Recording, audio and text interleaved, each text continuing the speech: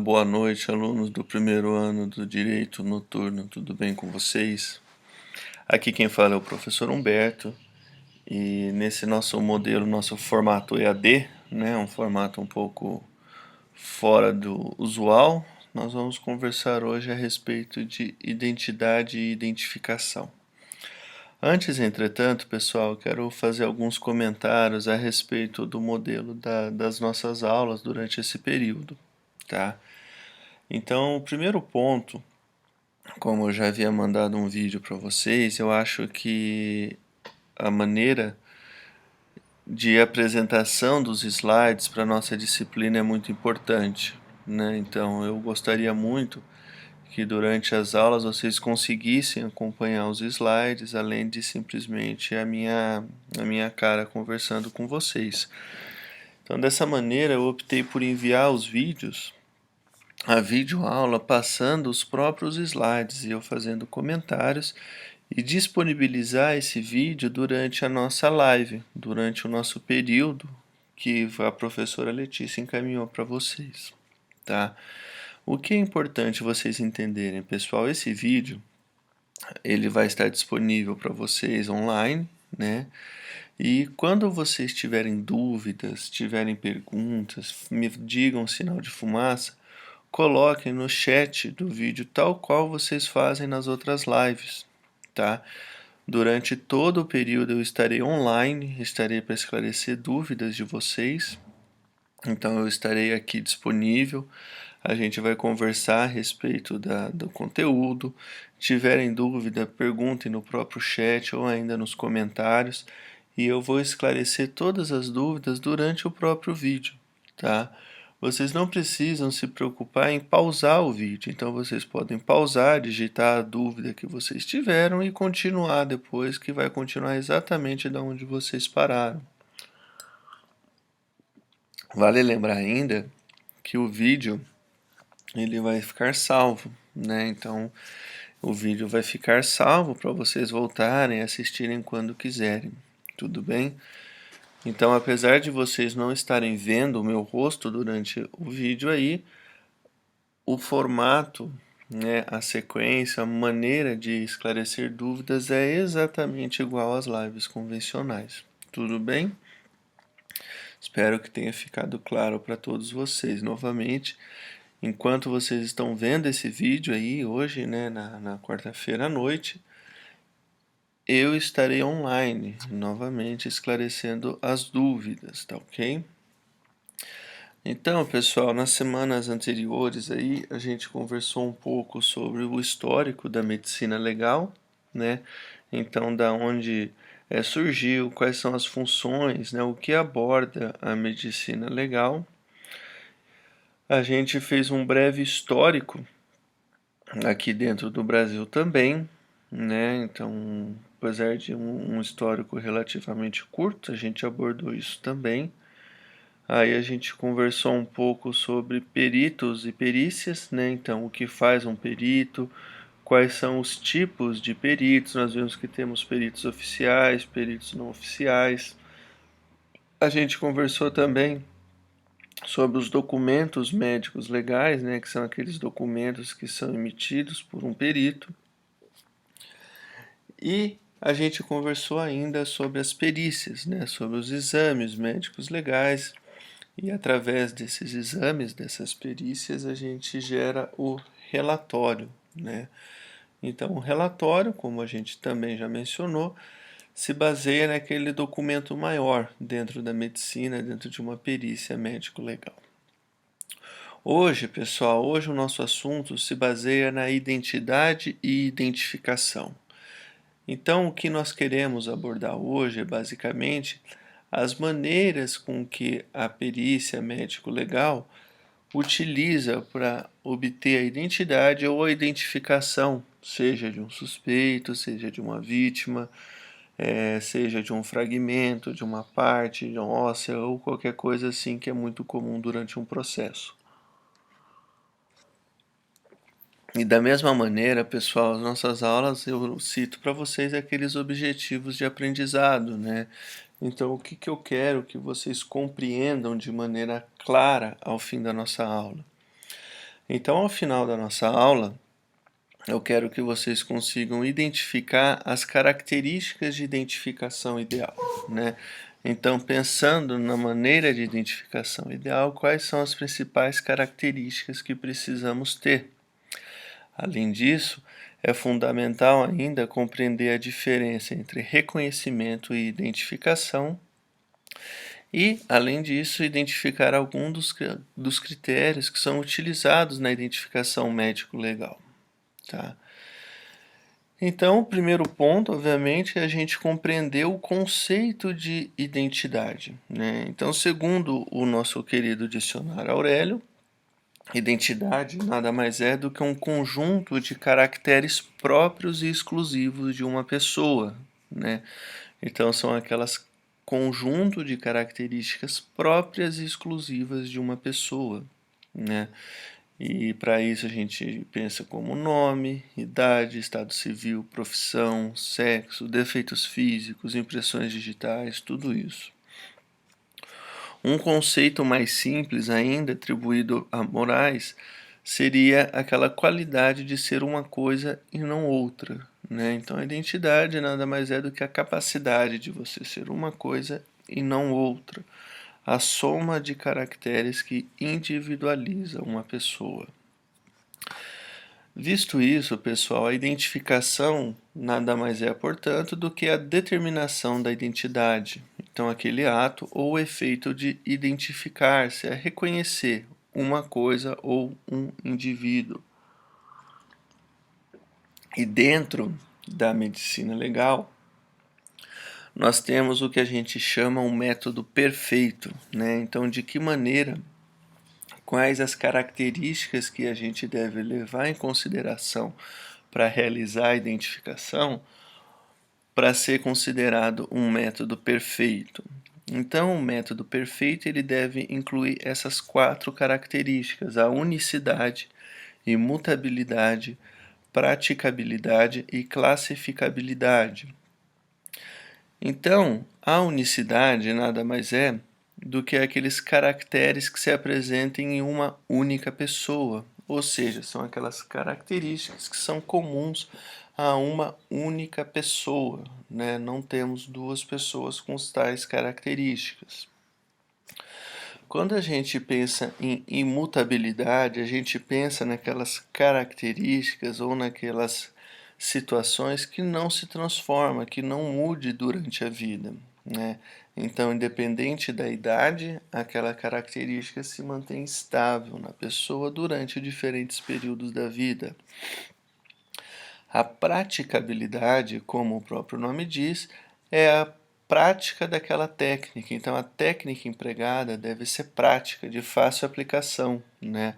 Não adianta a gente precisar lançar mão de técnicas para identificação que custe muito caro ou que seja de difícil acesso ou que precise ainda de materiais, dispositivos que não são frequentes, né, ao redor do globo terrestre.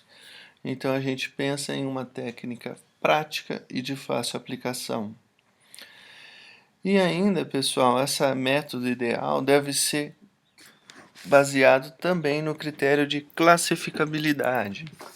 Então, no que seria classificabilidade? A classificabilidade seria basicamente a gente conseguir classificar aqueles dados encontrados. Então, a gente conseguir atribuir um banco de dados e esses dados ficarem classificados para posterior utilização, né? Então, esse seria o método ideal.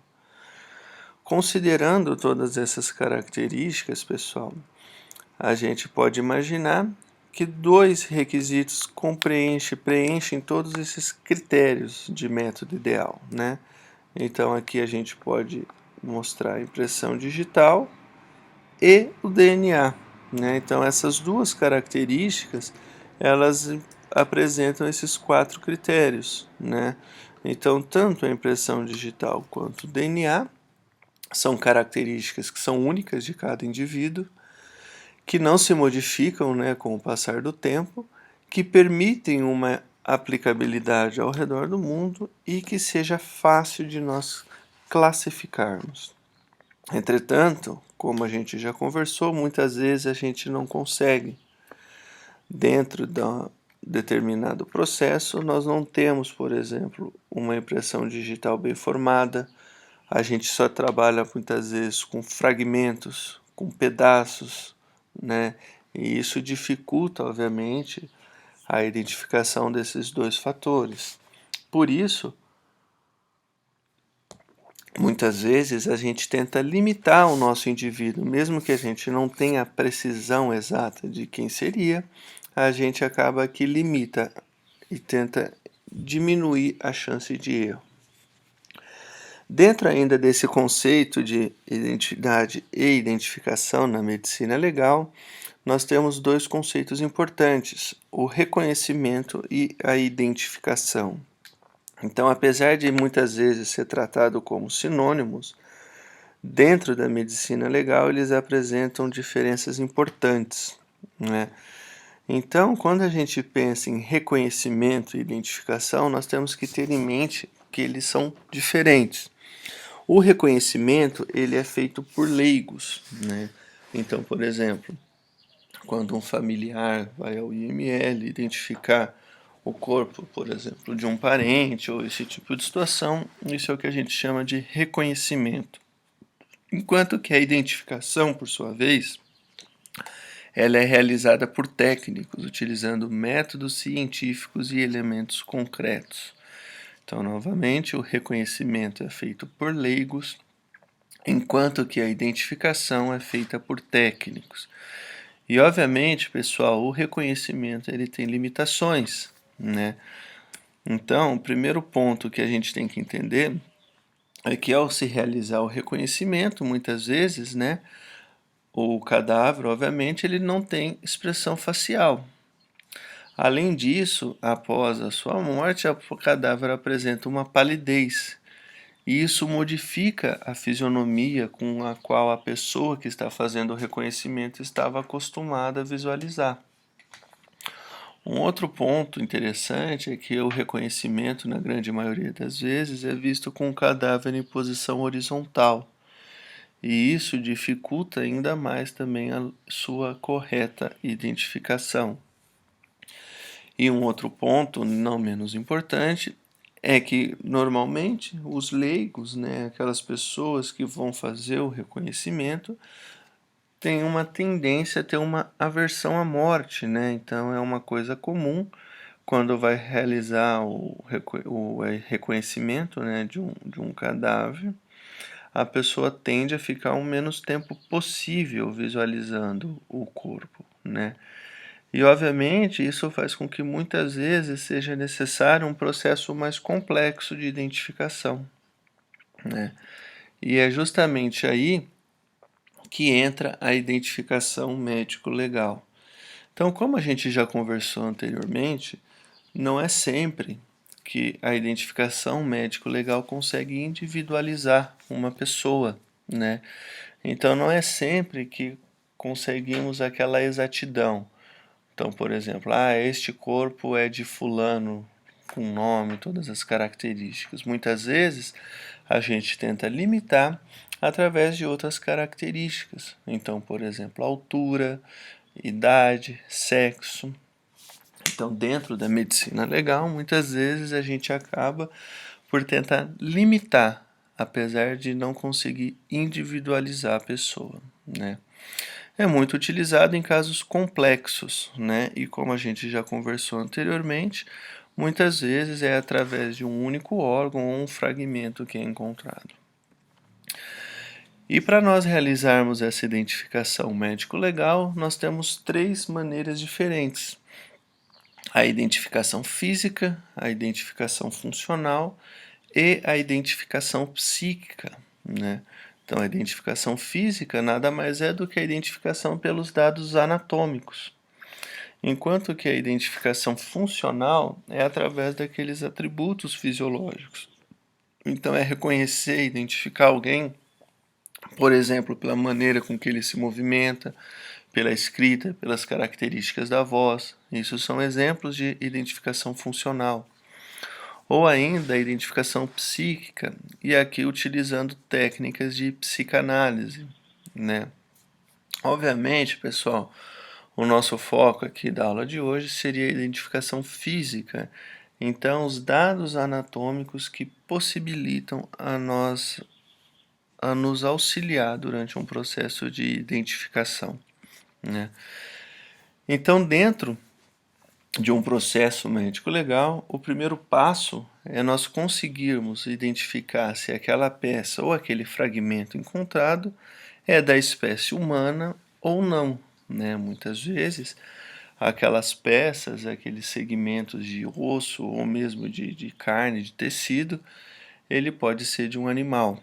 Então, o primeiro passo é identificar a espécie, né? Então, para que a gente consiga identificar a espécie, a gente pode lançar mão basicamente de 6 características diferentes, né? Então, o exame dos ossos, né? As características do osso, forma, dimensão, disposição, tudo isso nos auxilia a identificação se aquele pedaço, aquele fragmento ósseo é da espécie humana ou não. Além disso, outra característica que a gente pode utilizar são as provas biológicas, aquelas características biológicas. Para isso, muitas vezes a gente pode lançar mão de cobaias que vão auxiliar nesse processo de comparação, por exemplo. Os dentes e os aparelhos da mastigação, eles são distintos em diferentes espécies. Então, o conhecimento desses aparelhos de mastigação auxilia muito, né? Então, por exemplo, se aquele cadáver que a gente encontrou, aquela peça, aquele fragmento, tem as presas, por exemplo, características de um animal, de um felino, por exemplo, obviamente isso não vai ser característico da espécie humana.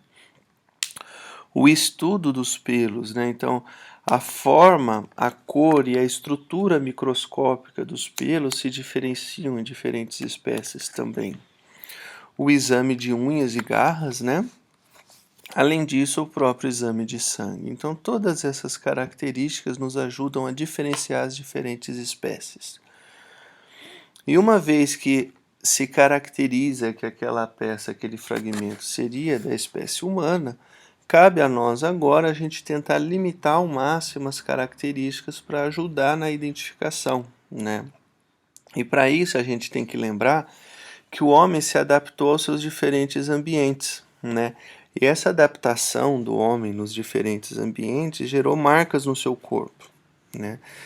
E a principal característica desse modelo de adaptação foi a cor da pele. Então, os homens negros, os homens brancos, os homens tidos como raça amarela, tudo isso nada mais é do que resultado da adaptação do homem aos seus diferentes ambientes. E a cor da pele, pensando nisso, foi durante muito tempo uma maneira de dividir, utilizado para dividir o Homo sapiens em raças, né? Então, vocês vão encontrar classificações com os homens como caucasoides, mongoloides, negroides, australoides ou índios americanos. Para nós, o critério de facilitar e o que mais frequentemente vocês vão encontrar nos livros de medicina legal, nós vamos dividir em 3 grupos básicos. Então, os homens brancos, amarelos e negros, tá certo? Uma outra característica interessante que a gente faz é a análise do padrão facial e do índice cefalométrico, né? Então, as características do crânio, da face dessa pessoa, muitas vezes nos ajudam na identificação. Então, é comum utilizar o que a gente chama de índice cefalométrico. O índice cefalométrico nada mais é do que a análise desse perfil do crânio em altura, né?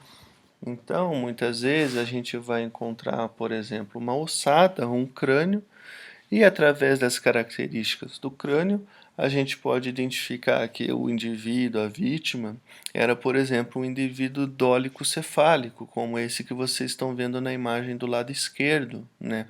Uma característica de face longa, que a gente chama.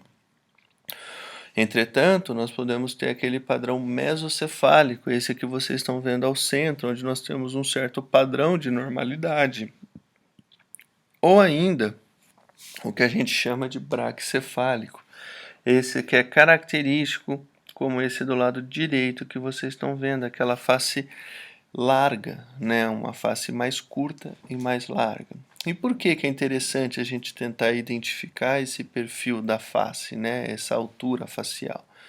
Porque determinadas populações têm predominância desses tipos.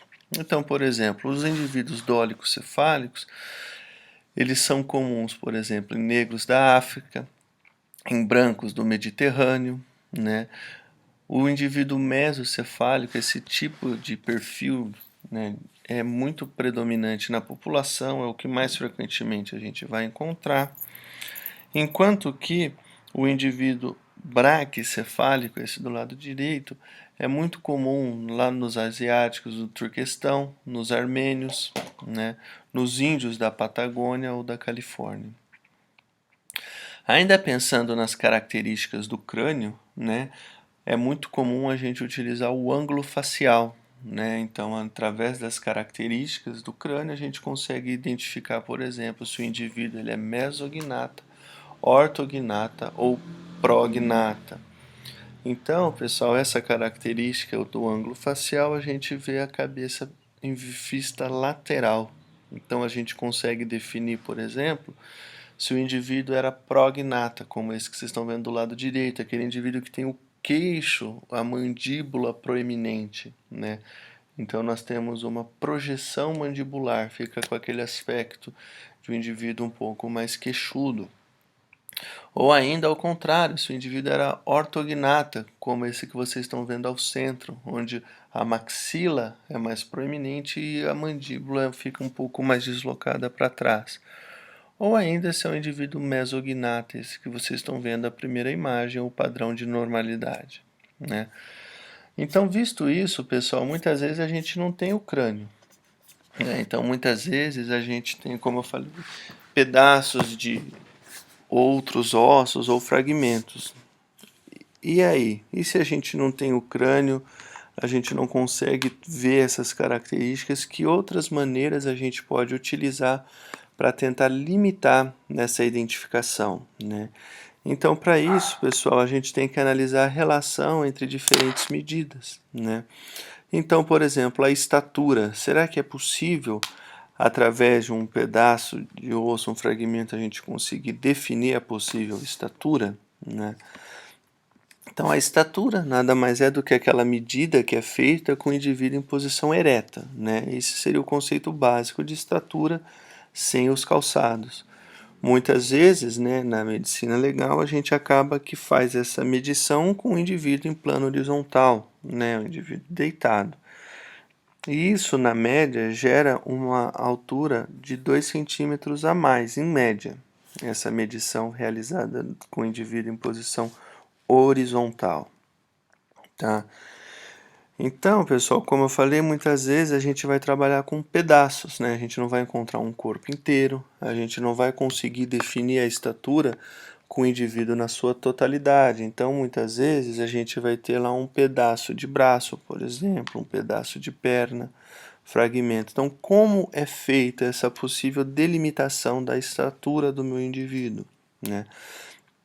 Então, através dessas partes, né, do cadáver ou de osso, a gente pode sim calcular a estatura através de uma tabela. Nós temos uma relação de diferentes ossos, de medida dos ossos, com a possível altura do nosso indivíduo.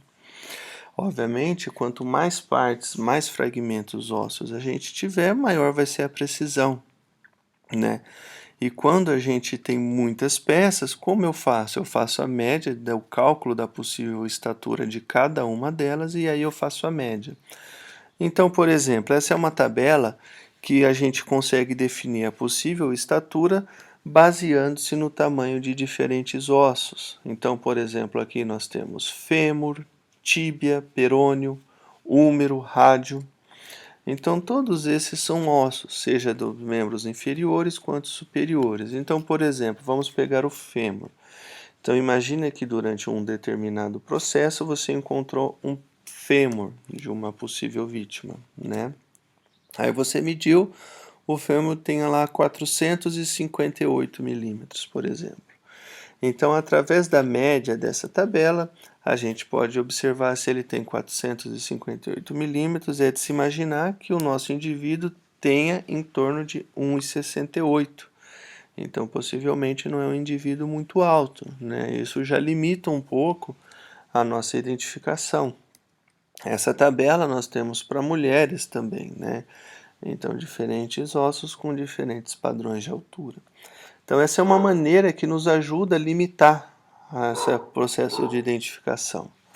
Um outro ponto importante, pessoal, que é fundamental, a gente conseguir identificar o sexo, né?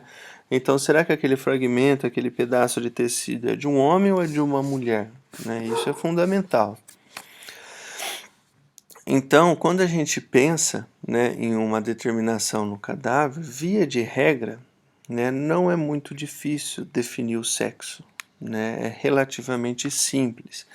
É obviamente que malformações congênitas ou alterações que provoquem, né, provocadas, podem dificultar a determinação do sexo, né? Quando a gente pensa em definir o sexo, em determinar o sexo, nós temos dois órgãos que são fundamentais e que nos auxiliam muito, que são o útero e a próstata. E eles ajudam muito, dentre outras características, pela sua localização, né? Então, naquela parte mais interna do nosso corpo, isso faz com que eles fiquem mais resistentes por mais tempo à putrefação e à carbonização. Então é comum se deparar com corpos relativamente destruídos, né? Carbonizados, entretanto o útero ou a próstata estarem preservados. Uma outra maneira de se definir o sexo é através de fragmentos de pele, né? Onde o perito, né, ele pode, através de uma análise microscópica, pesquisar o que a gente chama de cromatina sexual, também chamada de crepúsculo de Barr, que é encontrado somente em indivíduos do sexo feminino. Então, essa é uma maneira simples de ajudar na identificação do sexo. E no esqueleto, né? E se eu não tenho, por exemplo, um pedaço de pele, eu só tenho características ósseas, né? Então, o esqueleto ele traz diferenças perceptíveis e ele ajuda muito nessa identificação. E essa diferença ela pode ser feita no esqueleto em quase que 100% dos casos, são características bem distintas, né? De maneira geral, os ossos das mulheres eles são menores e mais leves, né, do que o dos homens. Além disso, os homens eles apresentam as rugosidades das inserções musculares mais proeminentes, né? Então, aquela região onde o músculo é inserido ele é mais proeminente nos homens do que nas mulheres. E de todos os partes, de todos os segmentos ósseos, aqueles que fornecem subsídios para maior diferenciação são o crânio, tórax e a bacia ou a pelve. Então esses são os três principais segmentos ósseos que fornecem maior diferença entre homens e mulheres. Então aqui, pessoal, observando o crânio, do lado esquerdo de vocês podem observar o crânio de um homem e do lado direito um crânio feminino. Então, de maneira geral, no homem, a fronte, né, essa região do osso frontal, ele é mais deslocado para trás do que nas mulheres. E nas mulheres ele é mais vertical. Uma outra característica glabela, essa região que vocês estão vendo aqui, ele é mais pronunciado no sexo masculino do que nas mulheres, né? Outra característica interessante, os arcos superciliares no sexo masculino eles são mais salientes do que no sexo feminino. Então esses arcos superciliares, essa região do supercílio, eles são mais salientes nos homens do que nas mulheres. E por fim, mas não menos importante, a mandíbula no homem ela é mais forte e mais potente, tende a ser maior do que no sexo feminino. Quando a gente analisa o tórax, a gente tem que ter em mente que o tórax feminino ele é mais ovoide, enquanto que o masculino é mais conoide, né? O tórax feminino ele ainda é mais curto do que o tórax masculino, E o externo, né, esse osso que vocês estão vendo aqui, ele é mais inclinado para trás nas mulheres do que nos homens. E por fim, ainda analisando as características ósseas, nós temos a pelve, a bacia. Aqui do lado esquerdo vocês observem uma bacia característica do sexo masculino e do lado direito uma bacia característica do sexo feminino. Então, de maneira geral, no homem, a predominância vertical é maior do que nas mulheres. Então, a bacia masculina normalmente é mais alta do que larga, enquanto que nas mulheres ela é mais larga do que alta, né? Feito isso, pessoal, identificando o sexo, é fundamental a gente tentar definir a idade, né? Então, qual será a possível idade daquele cadáver, né? Ou ainda do indivíduo vivo, a gente vai ver mais para frente também. Obviamente, a gente tem que ter em mente que o desenvolvimento, né, com o passar dos anos, as características geram mudanças no nosso organismo, né? E é muito mais fácil a gente precisar a idade nas primeiras fases de vida do que nas fases posteriores. E, obviamente, quanto mais a pessoa envelhece, mais a margem de erro aumenta, né? Então, a determinação da idade ela pode ser feita não somente num cadáver, mas também no indivíduo em vivo, né? Então, eu citei aqui, por exemplo, um indivíduo sem documento que alega ser menor de idade, por exemplo. Através de alguns exames, algumas análises, a gente pode fazer essa verificação, né? Então, para se determinar a idade, seja no indivíduo vivo ou num cadáver, nós utilizamos basicamente esses 5 elementos: a pele, os pelos, o arco senil da córnea, o esqueleto ou os dentes, né? Então, o primeiro critério, a pele. O que a gente tem que ter em mente? Que a pele do recém-nascido, de maneira geral, ela é fina, né? E com o passar da idade, a pele vai se desidratando, vai perdendo elasticidade e se torna enrugada. Então, esse é um dos critérios que a gente utiliza, uma análise simples da pele, né? Então, por determinadas características, podem definir se aquela pele, aquele fragmento, é de um indivíduo jovem ou se é uma pele já com pouca elasticidade, enrugada, característica de um indivíduo mais velho. Além disso, os pelos, nós devemos analisar também as características dos pelos, né? Então, o aspecto e distribuição dos pelos são importantes. Obviamente, se você encontra um pedaço de mandíbula, por exemplo, metade de um crânio, onde é um crânio com bastante barba, é de se imaginar que seja de um homem, não de uma mulher. E pela quantidade dos pelos ali é de se imaginar que seja de um indivíduo adulto e não de uma criança, por exemplo, né? Então a gente analisa que a presença ou não de pelos auxiliares, né, como pelos pubianos, barba, bigode. Além disso, as características dos pelos. Será que o cabelo, por exemplo, já é um cabelo branco, característico de um indivíduo mais velho? Será que é um indivíduo calvo? Então, todas essas características se levam em consideração para definir a idade. Além disso, pessoal, a gente analisa também a presença ou não do arco senil da córnea, né?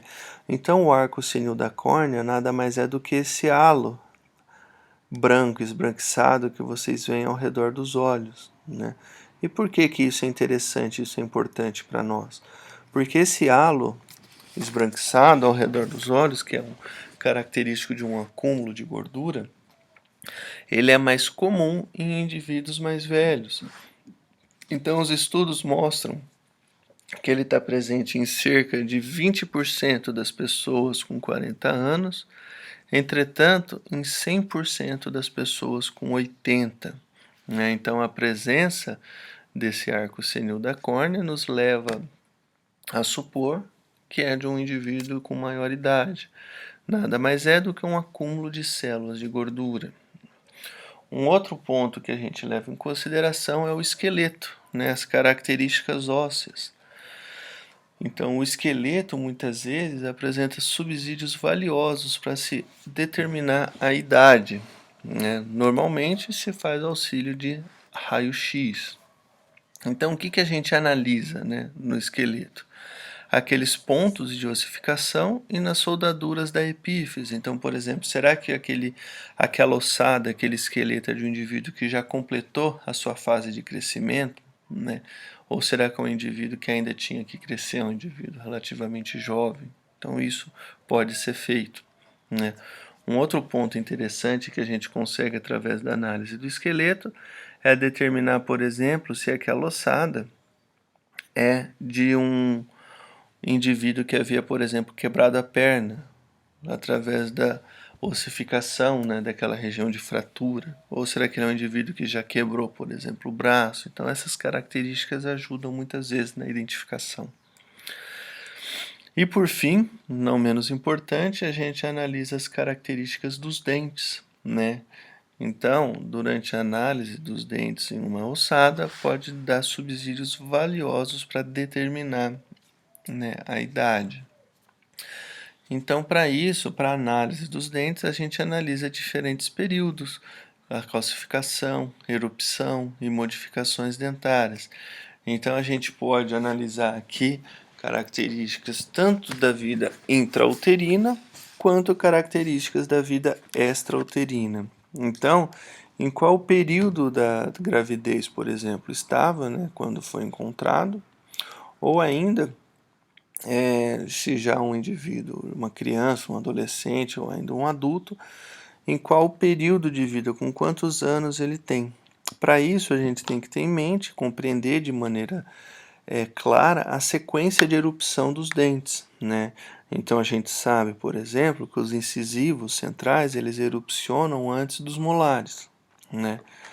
Então, se você encontra uma arcada dentária que o indivíduo tem erupcionado os incisivos centrais, mas não tem erupcionado os molares ainda estão em processo de erupção, é de se imaginar que seja do indivíduo jovem, com menos de 11 anos, por exemplo, né? Agora, se você encontra uma ossada, né, uma arcada dentária com todos os dentes já erupcionados, a gente pode supor que esse indivíduo tem aí mais do que 14, 15 anos. Então, essas são algumas características que a gente leva em consideração, né? Então, a identificação pelos dentes possibilita a identificação da espécie e da idade, né? Além disso, vai fornecer outros elementos de identificação. Então, além da idade, muitas vezes a gente consegue, através de outras características, ajudar na limitação. Então, por exemplo, muitas vezes, através da análise dos dentes, que a gente sabe que resiste à putrefação e à carbonização, a gente pode verificar, por exemplo, que o indivíduo já extraiu, por exemplo, um canino, vamos supor, né? Então, esse crânio é de alguém que já extraiu canino. Então, isso já limita bastante, né? Então, a vítima, por exemplo, não tinha um dente canino. Então, normalmente, se você tem um suspeito de alguém que seja vítima desse tipo de situação, a análise da arcada dentária pode dar subsídios importantes, né? Então, quando a gente pensa em análise dos dentes, a gente tem que ter em mente que os dentes preenchem esses quesitos de unicidade, né? Não existem duas bocas iguais, isso é um ponto importante. Além disso, a gente pode analisar, né, os dentes tanto no cadáver ou quanto no ser vivo, né? A gente já comentou em aula muitas vezes, por exemplo, num exame de corpo de delito, se verifica a presença de uma mordida na vítima, por exemplo. Então, através daquela análise da mordida, a gente pode fazer um molde e analisar em vivo os possíveis suspeitos e com isso eliminar algum possível suspeito, né? Então, os dentes eles apresentam números, formatos e características distintas.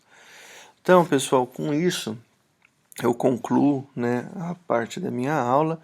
Só relembrando os nossos objetivos de aprendizado, nós queremos aqui identificar as características, né, de identificação ideal, como a gente já falou, aquelas 4 características principais.